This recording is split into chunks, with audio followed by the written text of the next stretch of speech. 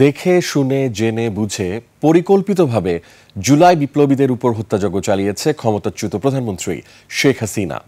ফাঁস হওয়া বিভিন্ন অডিও ভিডিওতে যা স্পষ্ট হয়েছে, আর এসব অডিও রেকর্ড হয়েছে শেখ হাসিনার নির্দেশেই।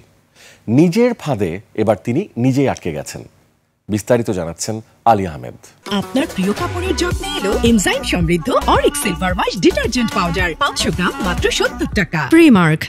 টার্গেট কইরা গুলি করতেছে। জুলাই গণ অভ্যুত্থানে আন্দোলনকারীদের হত্যার নির্দেশ দেয় ক্ষমতাচ্যুত প্রধানমন্ত্রী শেখ হাসিনা, যা স্পষ্ট হয়েছে তারই কথোপকথনে। শেখ হাসিনা এবং সে সময়ের ঢাকা দক্ষিণ সিটি কর্পোরেশনের মেয়র ফজলেনুর তাপসের কথায় পাওয়া যায় সেই প্রমাণ। নির্দেশনা লাগবে, এখন লেটার লিখবেন, ব্যবহার করবে, যেখানে পাবে সেটা গুলি করবে। ঢাকা বিশ্ববিদ্যালয়ের সে সময়ের উপাচার্যদের সাথে আলোচনায় উঠে আসে আন্দোলন দমানোর ভয়ানক দিক। আমরা সবাই রাজাকার, এইভাবে রাজাকারে তো ফাঁসি দিতে বা তাই করব। শেখ হাসিনা আন্দোলন দমাতে যেসব নির্দেশ দেয় তা বাস্তবায়ন করে তার সিফা সালাররা। 5 আগস্টের পর শেখ হাসিনা সহ আওয়ামী লীগ সরকারের শীর্ষস্থানীয় অনেকের কল রেকর্ড ফাঁস হয়েছে, যেখানে জুলাই বিপ্লবে তাদের ভূমিকা স্পষ্ট। ব্লকেট করতে হবে, জঙ্গি হামলা, এই কার্ডটা খেলবো আমরা। না, কার্ড খেলা না, এটা জঙ্গি হামলা। আন্তর্জাতিক অপরাধ ট্রাইব্যুনালে বিচার কাজে এসব এভিডেন্স হিসেবে ব্যবহার হচ্ছে। সামাজিক যোগাযোগ মাধ্যম, দেশীয় গণমাধ্যমের পাশাপাশি বিদেশি মিডিয়াও এসব কল রেকর্ড প্রচার করছে।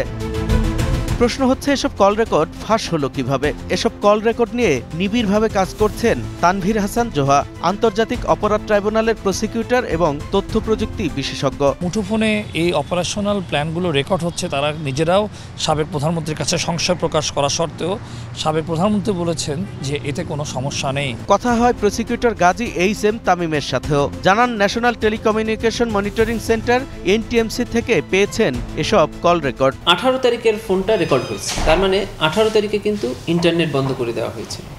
তারপরে তাপস সাহেবের সাথে প্রধানমন্ত্রী মোবাইল ফোনে কথোপকথন করেছেন, সেটা অটোমেটিক্যালি রেকর্ড হয়েছে। তো প্রধানমন্ত্রীর ফোন কি রেকর্ড হতো?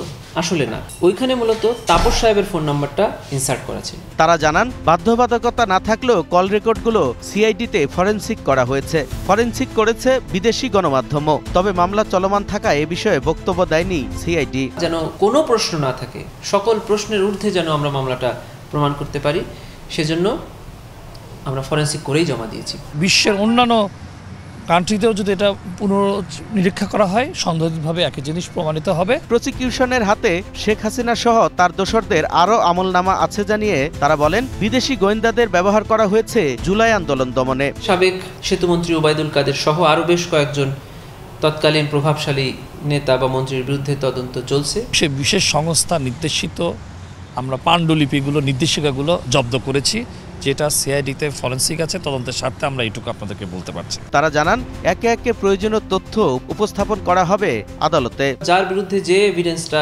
অ্যাপ্লিকেবল, আমরা তার বিরুদ্ধে সেই এভিডেন্সটাই ট্রাইব্যুনালে দিব। আলী আহমেদ, 21 টেলিভিশন, ঢাকা।